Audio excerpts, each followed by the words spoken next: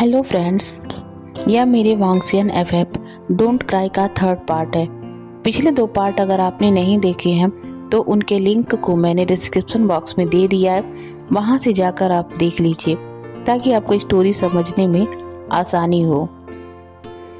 पिछले पार्ट में हमने देखा था कि विंग अपने दोस्तों नी हुसैन और वेनिंग के साथ अपने फार्म हाउस पर जा रहा था, पर मौसम बिगड़ने से उसे एक खंडहर में रुकना पड़ा। यहाँ उसकी मुलाकात वांगजी से होती है।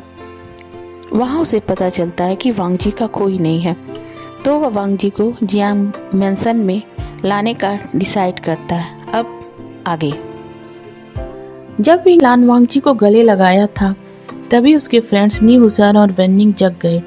दोनों पहले एक दूसरे की तरफ फिर एक साथ विंग की तरफ देखते हुए कहते हैं, विंग सर, ये क्या हो रहा है? इतने करीब से तो आपने हमें कभी गले नहीं लगाया। दोनों की आवाज़ सुनकर विंग और लान वांगजी एक साथ उनकी तरफ देखने लगे। तभी नी हुसैन ने विंग के पास आया और वांगजी को ध्यान से देखने लगा, जैसे वह वांगजी की आइडेंटिटी को जानने की कोशिश कर रहा था। और उसका ज़्यादा करीब आना मानो वांगजी के अंदर एक बेचैनी सी पैदा कर रहा था। जो सुकून उसे विंग को गले लगाने से मिल रहा था वो खत्म सा हो गया था। उसे बहुत गुस्सा आ रहा था।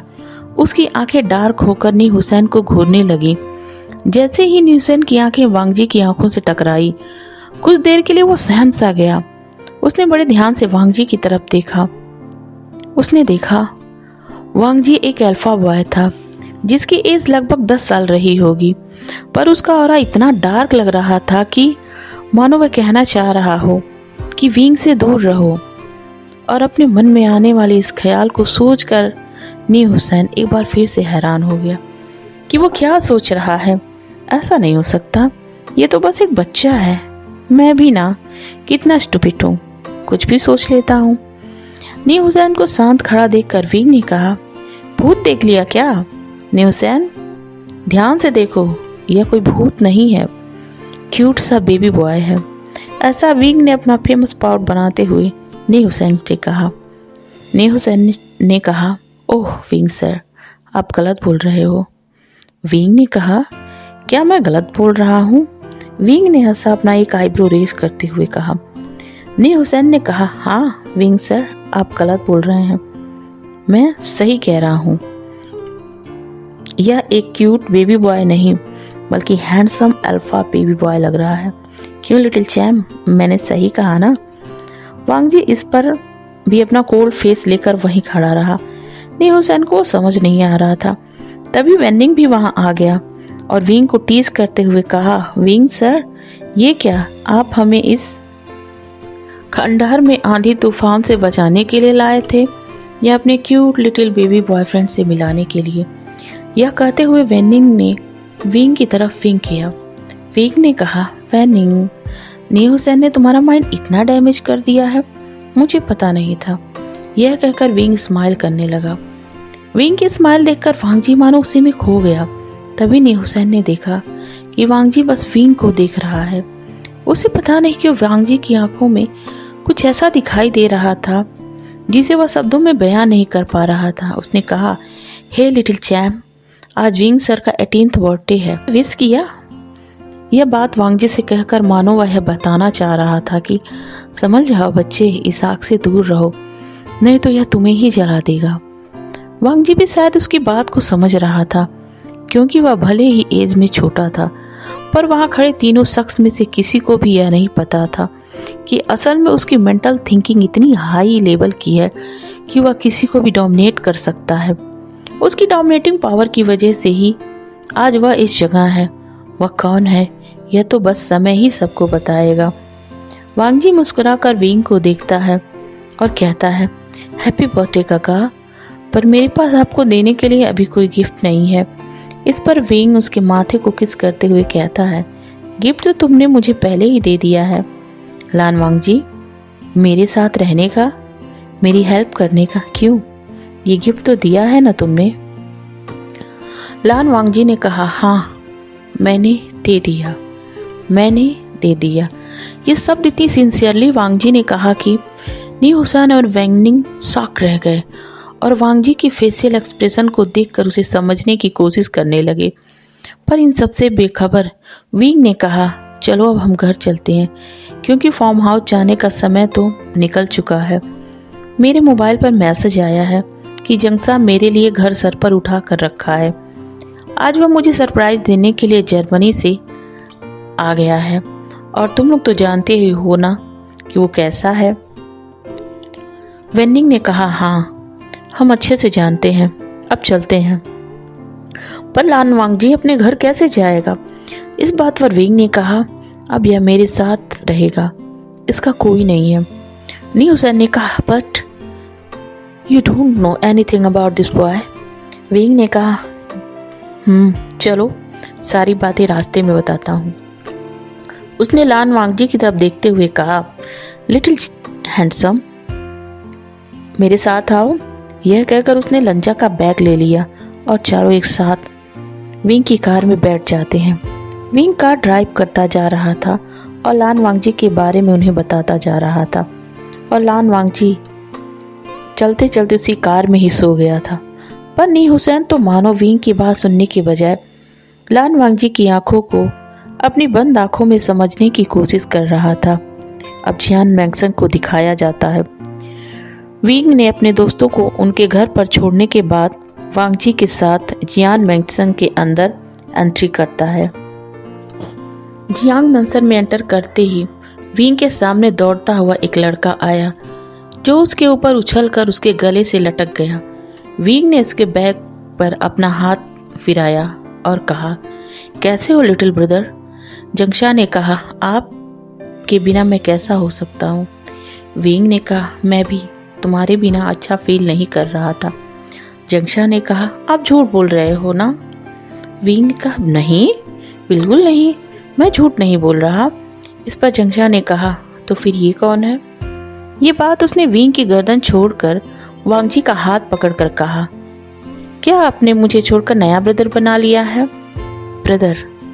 यह शब्द सुनकर वांग जी को गुस्सा आ गया। उसने कहा, मैं ब्रदर नहीं, सर्वेंट हूँ। विंग ने वांग जी को घूरते हुए कहा, सर्वेंट? ये कब कहा मैंने? वांग जी ने कहा, वो। तभी जंगशा ने वांग जी का दोनों हाथ पकड़कर कहा, समझ गया, मेरे लिए फ्रेंड लाए हो ना गगा? विंग ने तुरंत हाँ कहा। जंगशा इस बात पर बड़ी सी स्माइल देते हुए वांग जी को गले लगा लिया और कहा, वेलकम माय फ्रेंड। वांग जी ने कहा, थैंक यू। इसके बाद जियांग फेमनियान और मैडम यू भी आ गए। जियांग फेमनियान ने कहा, विंग ये कौन है?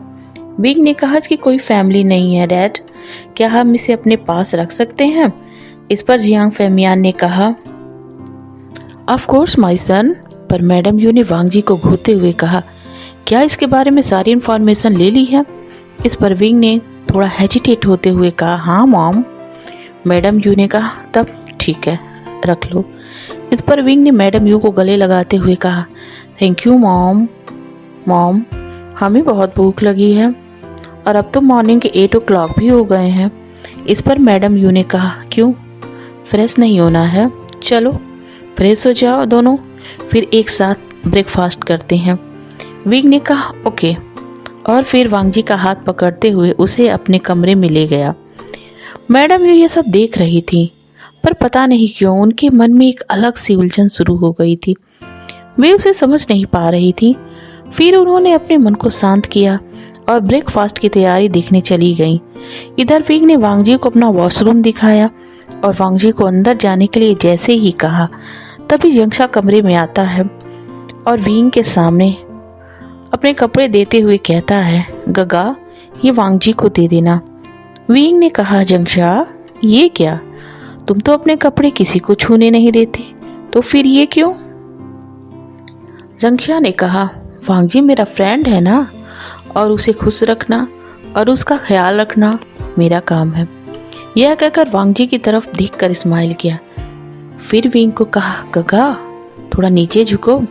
और जब विंग नीचे झुकता है तो उसने विंग के कान में धीरे से कहा, अगर मैं इसे खुश नहीं रखूंगा तो अपना होमवर्क कैसे कराऊंगा? यह कहकर उसने वांग जी की तरफ देखकर स्माइल किया और तेजी से कमरे से भाग गया। उसे ऐसा दौड़ते हुए कमरे से बाहर जाते हुए देखकर विंग और वांगजी दोनों हंसने लगे। फिर विंग ने वांगजी को कपड़े दिए और कहा अब जाओ, और खुद दूसरे वॉशरूम में फ्रेश होने के लिए चला गया। थोड़ी देर बाद दोनों साथ में बाहर आते हैं। वांगजी को देखकर डाइनिंग टेबल पर बैठे सभी लोग शॉक हो गए और जंगशान उछलते हुए वांगजी के पास आकर कहा, तुम तो फेयरी टेल के लिटिल प्रिंस लग रहे हो। उसकी बात सुनकर विंग ने वांगजी की तरफ पहली बार ध्यान से देखा और कहा, जंगशा, तुम्हारा फ्रेंड तो वाकई में प्रिंस लग रहा है। इस पर वांगजी ने कहा, नहीं, मैं प्रिंस नहीं हूँ। मैं प्रिंस इसलिए लग रहा हूँ क्योंकि ये कपड़े प्रिंस जैसे हैं। इस पर विंग और जंगशा ने एक साथ कहा, क्या? हमें नहीं पता था, और कहकर मुस्कुराने लगे। याले की बात सुनकर विंग जंगशा और वांगजी का हाथ पकड़कर डाइनिंग टेबल के पास आकर बैठ गया और उसने जंगशा को भी बैठा दिया। जैसे ही वह वांगजी को बैठाने लगा, वांगजी ने कहा, मैं नहीं बैठ सकता। मैं आपका ना तो फैमिली मेंबर हूँ और ना ही कोई गेस्ट हूँ, तो फिर मैं कैसे बैठ सकता हूँ? आप मुझे वहाँ खाने के लिए कह सकते हैं जहाँ आपके सर्वेंट खाते हों। इस पर पूरी फैमिली शॉक के साथ उसे देखने लगी। विंग ने कहा, क्यों, ऐसा क्यों कह रहे हो? लान वांगजी ने कहा, माना मैं आपका सर्वेंट नहीं हूँ, पर फिर भी मैं यहाँ वर्क करूँगा ना, और एक वर्कर के लिए उसके हिसाब से फैमिली मेंबर के साथ बैठना अच्छी बात नहीं होती है, तो प्लीज़ मुझे मेरी जगह दे दीजिए। विंग ने अपने घर वालों को देखते हुए कहा, उसे ऐसा मत देखिए, वह ऐसा ही है, इसलिए वो मुझे पसंद है, और मेरी बात इस मैटर पर तो वह बिल्कुल नहीं सुनेगा। इतना कहकर उसने अपने एक सर्वेंट को बुलाया और कहा, आज से मेरे सभी काम लान वांगजी करेगा, और मेरे रूम के बगल में जो मेरा दूसरा स्मॉल रूम है वहाँ वांगजी को ले जाओ, उसका ब्रेकफास्ट उसी रूम में पहुँचा देना। फिर उसने वांगजी की तरफ देखा और कहा, आज से वही तुम्हारा रूम है और तुम्हें तुम्हारा काम तो अब मिल गया ना, अब जाओ, ब्रेकफास्ट कर आराम कर लेना, फिर शाम को मैं तुमसे बात करूँगा। वांगजी ने अपना सर हिलाया और सर्वेंट के साथ चला गया। उसे जाते हुए देखकर जियान फेंगमियान ने विंग से कहा, विंग, ये डायमंड तुम्हें कहाँ से मिल गया? इस पर विंग ने कहा, शायद मेरी किस्मत में था। यह कहकर वह हंसने लगा, पर मैडम यू थोड़ी डिस्टर्ब लग रही थी, लेकिन उस पर किसी का ध्यान नहीं गया। सभी ब्रेकफास्ट करने लगे। ब्रेकफास्ट करने के बाद सभी अपने अपने काम पर चले गए। विंग अपने कॉलेज के साथ अपना ऑफिस भी देखता था। कुछ दिनों बाद उसका ग्रेजुएशन कंप्लीट होने वाला था और वह आगे की स्टडी के लिए फॉरेन जाने वाला था। आज बहुत दिनों बाद वह ऑफिस गया था, तो ऑफिस से आने में उसे रात के 11 बज गए। तब तक सभी ने डिनर कर लिया था। विंग भी डिनर बाहर से करके आया था। घर में आने के बाद वह अपने कमरे में गया और शावर लेकर नाइट सूट पहनने के बाद वह बिस्तर पर लेट गया। जैसे ही उसने आंखें बंद की, उसे तुरंत वांगजी का ध्यान आया और वह वांगजी के कमरे में दौड़ गया। फैन फिक्शन का यह पार्ट यहीं समाप्त होता है। आगे का पार्ट हम नेक्स्ट वीडियो में लाएंगे। सॉरी, मैं आपसे एक बात कहना चाहती हूँ कि मैंने कहा था कि ये वीडियो मेरी थोड़ी लॉन्ग रहेगी, पर सॉरी, मैं ऐसा नहीं कर पाई because I have no time. So please sorry, next time मैं प्रॉमिस करती हूँ मैं ऐसा ज़रूर करूँगी। अगर आपको मेरा ये वीडियो पसंद आया हो तो इसे प्लीज़ लाइक और सब्सक्राइब कर दीजिएगा। Thank you.